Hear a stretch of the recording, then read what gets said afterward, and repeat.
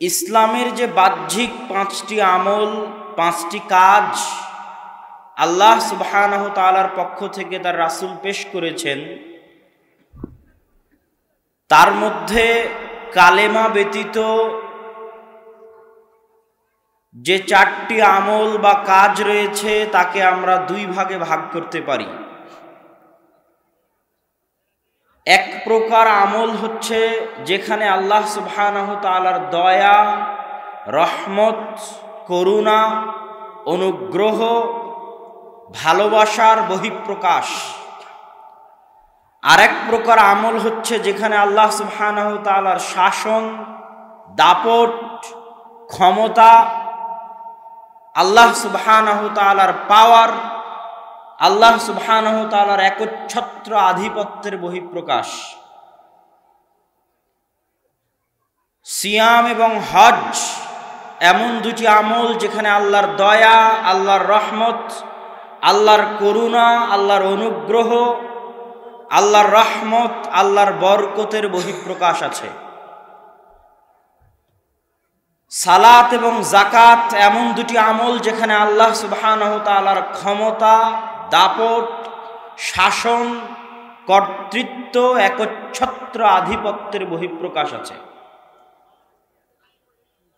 সিয়াম যদি কেউ পালন করে, বলে যে সিয়াম আছি আর গোপনে গোপনে পানি পান করে নেয়, তাকে ঠেকানোর কোনো আইন দুনিয়াতে কেউ বানাতে পারবে না। সিয়ামের বিষয়টা পুরোপুরি আল্লাহর দয়া, আল্লাহর রহমত, আল্লাহর করুণা, আল্লাহর ভালোবাসার সাথে সম্পৃক্ত। সারা জীবনে মানুষ একবার হজ করতে যায়, অনেক আগ্রহ, অনেক ভালোবাসা, অনেক আনন্দ, অনেক আবেগ নিয়ে যায় হজ করতে। হজের সাথে আল্লাহ সুবহানাহু তাআলার দয়া, রহমত, বরকতের সম্পর্ক আছে। আর যাকাত আর সালাত এমন দুটি আমল যেখানে আল্লাহর শাসন এবং আল্লাহর ক্ষমতার এমনভাবে বহিঃপ্রকাশ আছে, তুই করবি না মানে তোর বাপ করবে, পিটিয়ে করানো হবে, এর নাম সালাত আর যাকাত। এত কঠোর ইসলাম সালাত এবং যাকাতের বিষয়ে যে আবু বকর রাদিয়াল্লাহু তাআলা আনহু মানুষের রক্ত প্রবাহিত করবেন, মানুষকে হত্যা করবেন, শুধু যাকাত অনাদায়ের জন্য নয়, আল্লাহর রাসূলের যুগে যাকাত দিতে এসে উটের সাথে উটের দড়ি দিয়েছে, ছাগলের সাথে ছাগলের দড়ি দিয়েছে। আবু বকরের যুগে দিবে না। লাউ মানাউনি ক্বালান ইউদ্দুনাহু ইলা রাসূলিল্লাহ, তারা যদি না দেয় এমন দড়ি, এমন রশি যা আল্লাহর রাসূলের যুগে উটের সাথে ছাগলের সাথে দিত, তাহলে ওই দড়ি, ওই রশির জন্য আবু বকর মানুষকে হত্যা করবে, রক্ত প্রবাহিত করবে। যাকাতের দড়ির জন্য রাসূল সাল্লাল্লাহু আলাইহি ওয়াসাল্লামের যুগে খেজুর দিতে এসে খেজুরের সাথে বস্তা দিয়েছে। আমি আবু বকর আমার যুগে যদি খেজুর দেয়, বস্তা না দেয়, তাহলে বস্তার জন্য রক্ত প্রবাহিত করা হবে, যাকাত দিতে হবে, দিতে বাধ্য। আল্লাহর শাসন, আল্লাহর ক্ষমতা, আল্লাহর দাপট। আল্লাহর শাসন, আল্লাহর ক্ষমতা, আল্লাহর দাপটের বহিঃপ্রকাশের সবচেয়ে বড় মাধ্যম হচ্ছে সালাত। আদায় করতেই হবে, আদায় না করলে পিটিয়ে আদায় করানো হবে, তাও আদায় না করলে ফাঁসি হবে, শুলি হবে, হত্যা হবে, কিন্তু সালাত আদায় থেকে বাঁচতে পারবে না। সালাত এবং যাকাত মানুষের ঐচ্ছিক বিষয় নয়। কি জন্য ইসলাম সালাত এবং যাকাতকে এতটা কঠোর ও কঠিনভাবে বাস্তবায়ন করতে চায়? ইসলামের অর্থনৈতিক সিস্টেমের মূল ভিত্তি হচ্ছে যাকাত। ইসলাম দেশ চালাতে পারবে না, খেলাফা ব্যবস্থা চালাতে পারবে না যদি যাকাত আদায় না করে। সরকার যেমন দেশ চালাতে পারবে না যদি ট্যাক্স আদায় না করে, ইসলাম দেশ চালাতে পারবে না যদি যাকাত আদায় না করে। পিটিয়ে আদায় করা হবে যাকাত। আর ইসলামের সামাজিক ব্যবস্থার পুরোটাই ভিত্তি স্থাপন করে আছে সালাতের উপর। ইসলামের সামাজিক সিস্টেম, ইসলাম সমাজ বহির্ভূত ধর্ম নয়, ইসলাম সন্ন্যাসবাদের ধর্ম নয়। ইসলামের একটা নিজস্ব সামাজিক সিস্টেম আছে, মানুষ সামাজিক জীব। ইসলামের সমাজ ব্যবস্থা পরিচালনার একটাই ভিত্তি, সেটা হচ্ছে সালাত। সালাত যদি মানুষ আদায় না করে ইসলামের সমাজ ব্যবস্থাপনা ভেঙে পড়বে। এই জন্য সালাত মানুষকে পিটিয়ে আদায় করানো হবে। সালাতের বিষয়ে দ্বিতীয় সূক্ষ্ম দিক, আমাদের যুগে মানুষ নিজের গুনাহের কারণে তার সালাতকে ছোট করে দেখে। বিশেষ করে বাংলাদেশের সমাজে মানুষ নিজের গুনাহের কারণে সালাতকে ছোট করে দেখে। কিভাবে? আমি তো সুদখোর, সালাত আদায় করে কি করব? আমি তো ঘুষখোর, সালাত আদায় করে কি করব? মানুষও মানুষকে খোঁটা দেয়, আরে এই নামাজির নামাজ দিয়ে কি লাভ, আর বাড়িতে তো কেউ পর্দা করে না। মানুষও খোঁটা দেয় যে এই নামাজির নামাজ দিয়ে কি লাভ, এ তো সারাদিন সুদ খায়, ঘুষ খায়। তখন মানুষ সালাত ছেড়ে দেওয়ার জন্য অজুহাত বানায় নিজের গুনাহকে। কিন্তু সালাত এমন এক আমল, এমন একটি কাজ, এ কথা সত্য যে রাসূল সাল্লাল্লাহু আলাইহি ওয়াসাল্লাম বলেছেন, কেউ যদি নেশাদার দ্রব্য পান করে তার 40 দিনের ইবাদত কবুল হবে না। এ কথা সত্য। রাসূল সাল্লাল্লাহু আলাইহি ওয়াসাল্লাম বলেছেন যে আল্লাহ বলেন, আল্লাহ সুবহানাহু তাআলা পবিত্র, তিনি পবিত্র ব্যতীত অন্য কিছু গ্রহণ করেন না। মানুষ ইবাদত করছে, আল্লাহ বলছেন মালবাসুহু হারামুন মাতাআমুহু হারামুন মাশরাবুহু হারামুন, যা খায় সেটা হারাম, যা পান করে সেটা হারাম, গায়ে যেটা আছে ওটাও হারামের টাকায় কিনা, ইবাদত কবুল হবে না। আমি আল্লাহ পবিত্র, অপবিত্র জিনিস গ্রহণ করি না। এ কথা সত্য। তারপরও ইবনুল কাইয়িম রাহিমাহুল্লাহ তার বইয়ে লিখেছেন যে মানুষ যদি হারাম উপার্জন করে তবুও তাকে সালাত আদায় করতে হবে। কেউ যদি এখনো বিড়ি খায় আর 40 দিনের ইবাদত কবুল হবে না, এ কথা সত্য, তবুও ওকে সালাত আদায় করতে হবে। এখনো বেশ্যালয় পতিতালয় থেকে বের হয়ে আসলো, ওকে সালাত আদায় করতে হবে। ও জেনা করেছে তাই তার সালাত মাফ, আদায় করবে না, এ কথা নয়। ও এখনই সুদি ব্যাংকে চাকরি করে, সুদের টাকায় ওর পেট ভরপুর, তার মানে ও সালাত আদায় করবে না, এ কথা নয়। সুদ খেলেও ওকে সালাত আদায় করতে হবে। ওই পুলিশ এখনই টেবিলের নিচ দিয়ে ঘুষ নিল, তার মানে ওর সালাত আদায় করতে হবে না, ওর সালাত কবুল হবে না, এই জন্য সালাত আদায় ছেড়ে দিবে না, ওকে ঘুষ খেয়েও সালাত আদায় করতে হবে। এখনই একজন মানুষকে জবাই করে হত্যা করে দিল, তাই ও গুনাহের কারণে সালাত ছেড়ে দিবে, হত্যা করে উঠে এসে সালাতে দাঁড়াতে হবে সালাত আদায় করার জন্য। সালাত, গুনাহকে ছোট করে কেউ কোনোদিন সালাত পরিত্যাগ করতে পারে না। ইবনুল কাইয়িম রাহিমাহুল্লাহ উত্তরে বলছেন, কেন পরিত্যাগ করতে পারে না? ওর সালাতই তো কবুল হবে না, ও তো সুদ খায়, ঘুষ খায়, এখনই বিড়ি খেলো, এখনই মদ খেলো, সালাত তো কবুল হবে না, কিন্তু ছাড়তে পারবে না কেন সালাত? ইবনুল কাইয়িম রাহিমাহুল্লাহ লিখছেন যে ও সালাত আদায় করলে এই সালাত আদায়ের নেকি পাবে না। কেন? সালাত আল্লাহর দরবারে কবুল হবে না, তাই সালাতের নেকি পাবে না। কিন্তু সালাত ছেড়ে দিলে যে গুনাহ হতো, ওই গুনাহ থেকে বেঁচে যাবে। সুদ খাওয়ার গুনাহ একটা, আর সালাত আদায় না করার গুনাহ একটা। তো সুদও খেলো, সালাতও আদায় করলো না, মানে সুদ খাওয়ার গুনাহ তো আছে, তার উপর সালাত ছেড়ে দেওয়ার গুনাহ আছে। আর সালাত আদায় করলে নেকি হবে না, পাপ ক্ষমা হবে না, সালাতের কোনো ফজিলত পাবে না, আল্লাহর দরবারে কবুল হবে না এই জন্য। কিন্তু সালাত পরিত্যাগ করার গুনাহ থেকে বেঁচে যাবে, ফারজিয়াত আদায় হবে।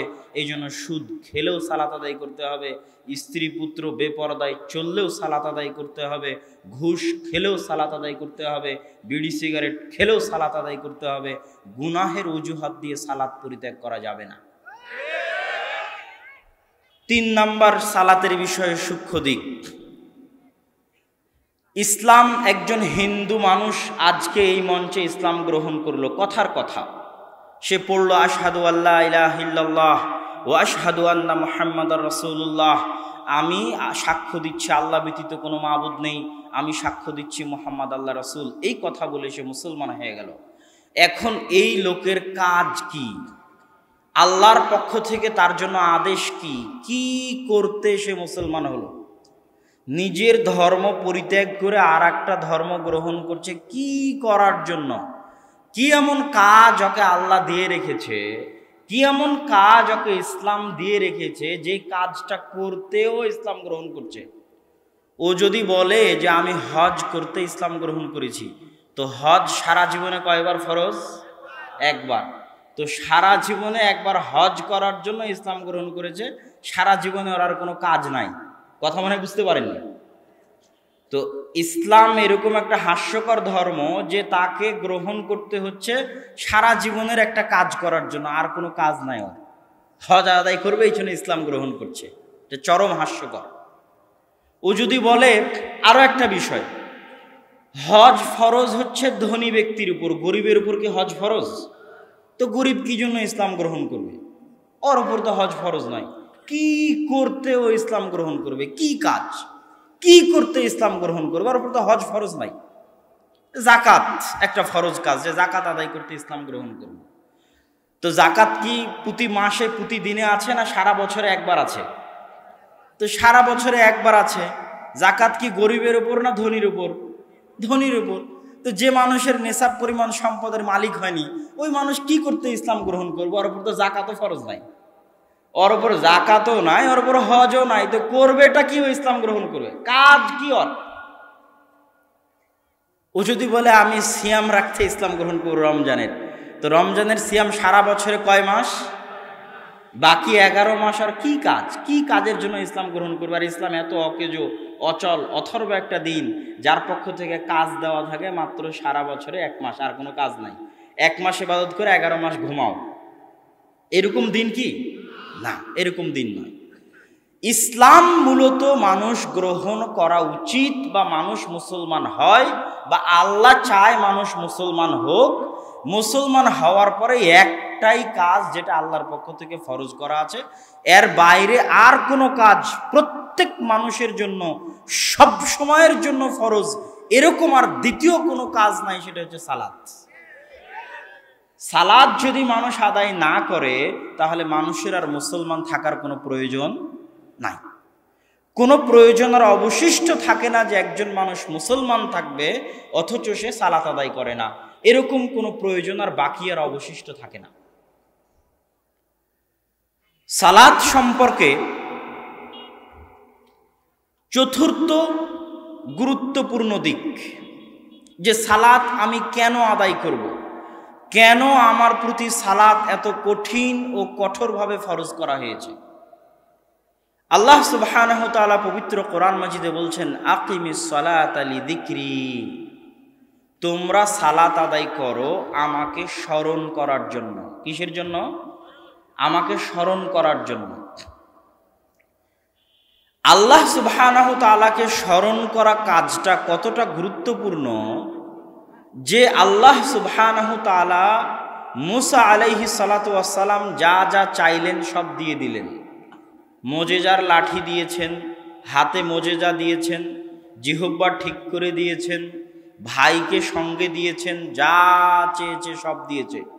তারপরে আল্লাহ নিজে থেকে বলছে যে ওয়ালা তানিয়া ফি যিকরি, সবই দিয়ে দিলাম, সব পাওয়ার পরে আমাকে ভুলে যেও না, সব পাওয়ার পরেও আমাকে ভুলে যেও না, আমাকে স্মরণ করি। তো আল্লাহ সুবহানাহু ওয়া তাআলা তার নবীদের কাছ থেকে তাকে স্মরণ করাটা চান, এটা আল্লাহর চাওয়া।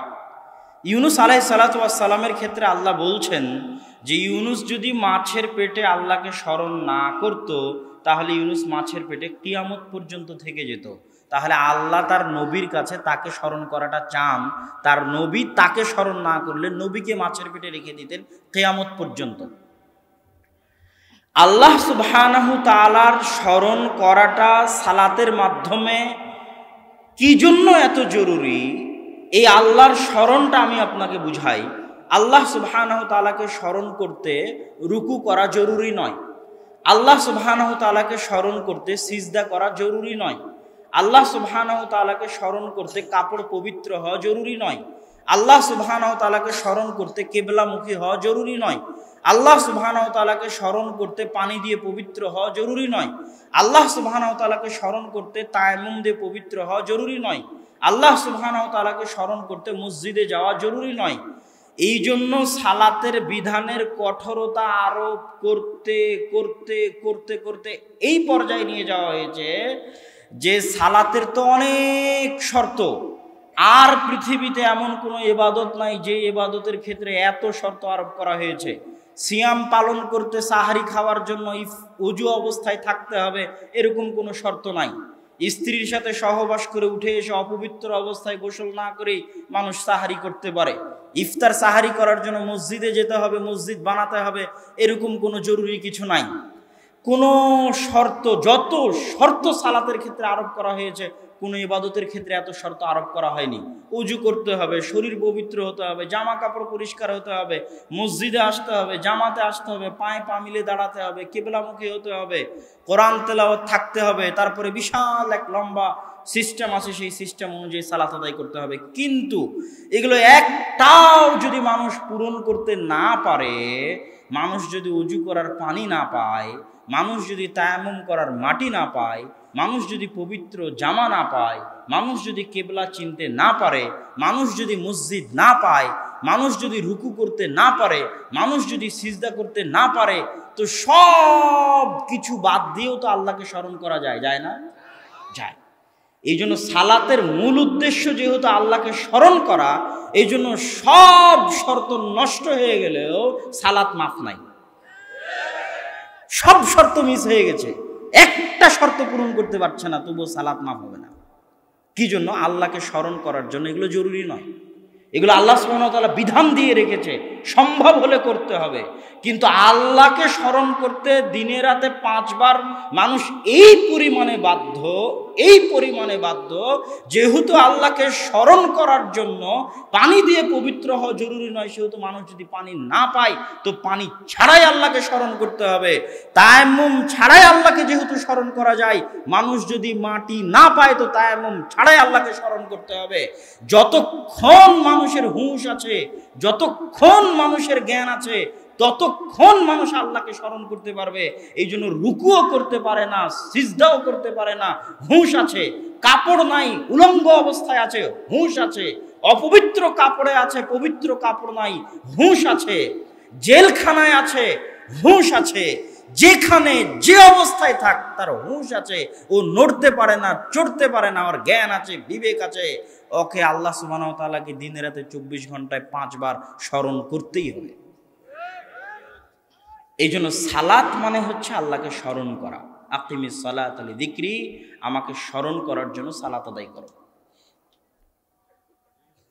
সালাতের ক্ষেত্রে আরেকটা গুরুত্বপূর্ণ দিক, আরেকটা গুরুত্বপূর্ণ সাইড, সেটা হচ্ছে পৃথিবীতে আল্লাহ সুবহানাহু ওয়া তাআলার নিকটে দোয়া করার, আল্লাহ সুবহানাহু ওয়া তাআলার কাছে কিছু চাওয়ার সালাতের চাইতে আর কোনো বড় মাধ্যম আল্লাহ সুবহানাহু ওয়া তাআলা পৃথিবীতে দেননি। রাসূল সাল্লাল্লাহু আলাইহি সাল্লামের যুগে বৃষ্টি হচ্ছে না, তো বৃষ্টি হওয়ার জন্য কি করতে হবে? দোয়া করতে হবে আল্লাহর কাছে, যে আল্লাহ আপনি আমাদের বৃষ্টি দেন। আল্লাহ রাসূল চাইলে সাহাবীদের নিয়ে একসাথে হাত তুলে দোয়া করতে পারতেন যে আল্লাহ আপনি বৃষ্টি দেন। তো আল্লাহ রাসূল বৃষ্টি চাওয়ার জন্য সালাত আদায় করলেন, মাঠে গিয়ে কি করলেন? সালাত আদায় করলেন। কি চাইতে? বৃষ্টি চাইতে। চন্দ্রগ্রহণ লেগেছে, সূর্যগ্রহণ লেগেছে, বিপদ থেকে বাঁচতে হবে, আল্লাহর কাছে দোয়া করতে হবে। তো বিপদ থেকে বাঁচতে দোয়া করার জন্য আল্লাহ রাসূল সূর্যগ্রহণের সালাত আদায় করলেন, চন্দ্রগ্রহণের সালাত আদায় করলেন। মানুষ মারা গেছে, ওর জন্য দোয়া করা জরুরি, দোয়া করতে হবে। ইসলামেও বিধান আছে দোয়া করার। আল্লাহ রাসূলও একজন জ্ঞানী সর্বশ্রেষ্ঠ নবী, তিনিও জানেন দোয়া করতে হবে। সাহাবীদের নিয়ে একসাথে হাত তুলে লাশকে সামনে রেখে দোয়া করে মাটিতে পুঁতে দিলেই হলো। রাসূল সাল্লাল্লাহু আলাইহি সাল্লাম দোয়া করার জন্য সালাত কায়েম করলেন। কি কায়েম করলেন? সালাত কায়েম করলেন। এভাবে যত নবী রাসূল অতীতে চলে গেছে তাদের দোয়ার ঘটনা আপনি পড়ে দেখেন। আল্লাহ সুবহানাহু ওয়া তাআলা জাকারিয়া আলাইহিস সালাতু ওয়াস সালামের ক্ষেত্রে বলছে, ওয়াইদ ক্বালাত ইমরাতু ইমরান রাব্বি ইন্নী নাযারতু লাকা মা ফি বাতনি মুহাররারা। ইমরানের স্ত্রী যখন বলল, আল্লাহ আমার পেটে যা আছে আল্লাহর রাস্তায় দিয়ে দিয়েছি, নজর মানত। ফালাম্মা ওয়াদাআতহা ক্বালাত রাব্বি ইন্নী ওয়াদাতুহা উনসা, যখন বাচ্চা প্রসব হলো বলছে আল্লাহ মেয়ে বাচ্চা প্রসব করেছি। আল্লাহ সুবহানাহু ওয়া তাআলা মেয়ে বাচ্চাকেও তার মানত নজর পূরণ করার সুযোগ করে দিলেন। ফাকাফালাহা জাকারিয়া, জাকারিয়া দায়িত্ব নিয়ে নিল বাইতুল মাকদিসের খেদমত করবেন। মারিয়াম আলাইহা সালাতু ওয়াস সালাম, কুল্লামা দাখালা আলাইহা জাকারিয়াল মিহরাব ওয়াজাদা ইনদাহা রিজকা, যখনই জাকারিয়া আলাইহিস সালাতু ওয়াস সালাম মারিয়ামের নিকটে যান দেখেন রিজিক, তখন তিনি বললেন, ইয়া মারিয়ামু আন্না লাকি হাদা, কোথায় থেকে আসে? ক্বালাত হিয়া মিন ইনদিল্লাহ ইন্নাল্লাহা ইয়ারযুকু মান ইয়াশা বিগাইরি হিসাব, এটা আল্লাহর পক্ষ থেকে আসে। আল্লাহ সুবহানাহু ওয়া তাআলা যাকে চান তাকে বেহিসাব রিজিক দিতে পারেন। হুনালিকা দাআ জাকারিয়া রাব্বাহ, এখন জাকারিয়া আলাইহিস সালাতু ওয়াস সালামের শখ হচ্ছে যে এইরকম একজন সতী সাধবী মহিলা, স্ত্রী, কন্যা তার চোখের সামনে, অথচ তিনি বৃদ্ধ, তার সন্তান নাই, এরকম একজন সন্তান যদি তার হতো, তার স্ত্রী বন্ধা, চোখ মাথার চুল সাদা, দাড়ি সাদা, তিনি এখন আল্লাহর কাছে চাইবেন সন্তান। আল্লাহর কাছে সন্তান চাওয়ার জন্য জাকারিয়া আলাইহিস সালাতু ওয়াস সালাম সালাতে দাঁড়িয়ে গেলেন। সারা আলাইহা সালাতু ওয়াস সালাম, ইব্রাহিম আলাইহিস সালাতু ওয়াস সালামের প্রথম স্ত্রী, বিপদে পড়েছেন, বিপদ থেকে উদ্ধার হতে হবে, তার ইজ্জত, তার সম্মান, তার আব্রু হেফাজত চাচ্ছেন আল্লাহর কাছে। এই বিপদ থেকে উদ্ধারের জন্য তিনি সালাতে দাঁড়িয়ে গেলেন। রাসূল সাল্লাল্লাহু আলাইহি ওয়াসাল্লামের জীবনে যত বিপদ তার সম্মুখীন হয়েছেন, সেক্ষেত্রে বলা আছে তখনই তিনি বাদারা ইলা সালাহ, সালাতে দাঁড়িয়ে যেতেন। আসমানের নিচে জমিনের উপরে আল্লাহ সুবহানাহু ওয়া তাআলার কাছে চাওয়ার জন্য, দোয়া করার জন্য সালাতের চাইতে বড় কোনো মাধ্যম পৃথিবীতে নাই। আপনি যখন সালাত শুরু করেন আল্লাহু আকবার বলে, তখন মূলত দোয়া শুরু করেন। কি শুরু করেন? দোয়া শুরু করেন। তারপরে যখন রুকু সিজদা সব কমপ্লিট করে আপনি সালাম ফিরেন, আসসালামু আলাইকুম ওয়া রাহমাতুল্লাহ, তখন মূলত কি শেষ করেন বলেন তো? একটু জোরে বলেন, কি শেষ করেন? দোয়া শেষ করেন। এখন হুজুর যদি বলে যে হুজুর ইমাম সাহেব দোয়া করাও না, তাহলে হুজুরকে আরো 100 বছর পড়তে হবে সালাত কাকে বলে এটা জানার জন্য। তিনি এখনো বুঝতে পারেননি যে সালাত কাকে বলে। আল্লাহু আকবার দিয়ে দোয়া শুরু হলো আর আসসালামু আলাইকুম দিয়ে দোয়া শেষ হলো, এই জিনিসটা বোঝার মতো ক্ষমতা তার হয়নি, এই জন্য যে তিনি এখনো জানেন না সালাত কাকে বলে। সম্মানিত উপস্থিতি, সালাতের বিষয়ে সর্বশেষ পয়েন্ট বলে আমি আমার বক্তব্য শেষ করব। বক্তব্যের শুরুতে বলেছিলাম ইসলাম সালাতের প্রতি এত গুরুত্ব দিয়েছে এই জন্য যে ইসলামের সামাজিক সিস্টেম সালাতকে কেন্দ্র করে দাঁড়িয়ে আছে, মসজিদকে কেন্দ্র করে দাঁড়িয়ে আছে। সালাতের ফজিলত, মসজিদের ফজিলত, মসজিদের ফজিলত, সালাতের ফজিলত।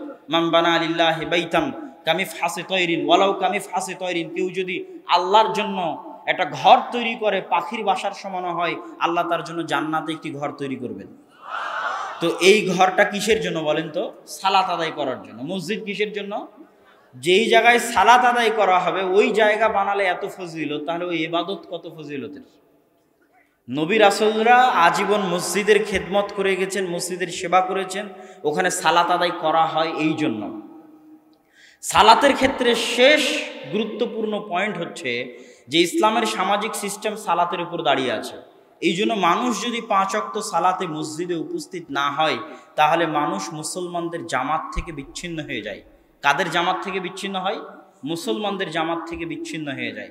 জামাতবদ্ধ জীবনযাপনের যত হাদিস আছে, জামাতবদ্ধ জীবনযাপনের যত হাদিস আছে, এই হাদিসের একটা অর্থ হচ্ছে রাষ্ট্রের সাথে থাকা, খলিফার সাথে থাকা, আর আরেকটা অর্থ হচ্ছে 5 ওয়াক্ত সালাতে মসজিদের জামাতের সাথে উপস্থিত থাকা।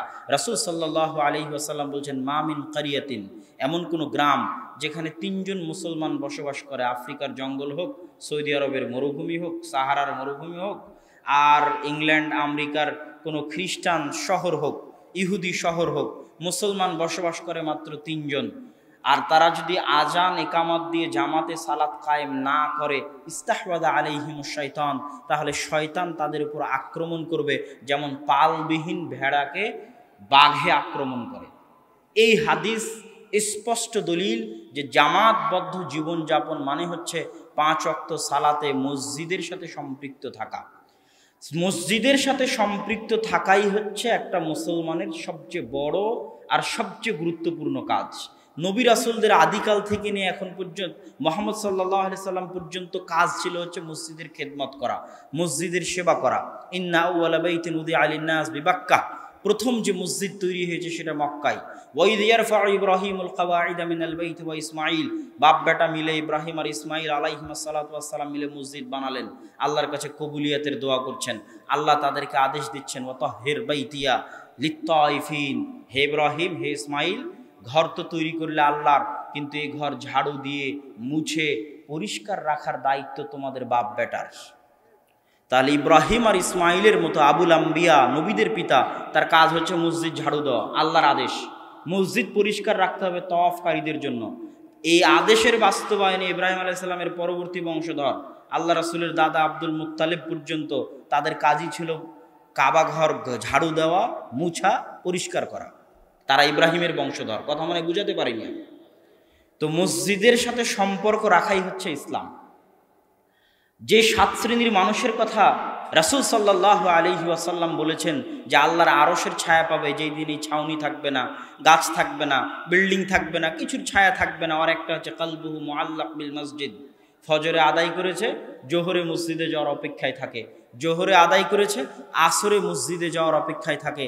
এই কালবুহু মুআল্লাক বিল মসজিদ, এর জায়গা হবে আল্লাহ সুবহানাহু ওয়া তাআলার দেওয়া ছায়ায় কিয়ামতের মাঠে। সালাত কত গুরুত্বপূর্ণ হতে পারে, সালাত কত গুরুত্বপূর্ণ হতে পারে যে একটা নবী আল্লাহর কাছে দোয়া চান, রব্বি জাআলনি মুকিমাস সালাহ ওয়া মিন যুররিয়াতি, হে আল্লাহ আপনি আমাকে নামাজি বানান। কি বানান? সালাত আদায়কারী বানান। নবীর দোয়া আল্লাহর কাছে। আর শুধু আমাকে সালাত আদায়কারী বানিয়েন না, আমার পরবর্তী বংশধরকেও সালাত আদায়কারী বানান। আপনাদের সকলের, আমাদের সকলের কাকুতি মিনতি করে আল্লাহর কাছে চাওয়া উচিত, হে আল্লাহ আপনি আমাকে এবং আমাদের সকলকে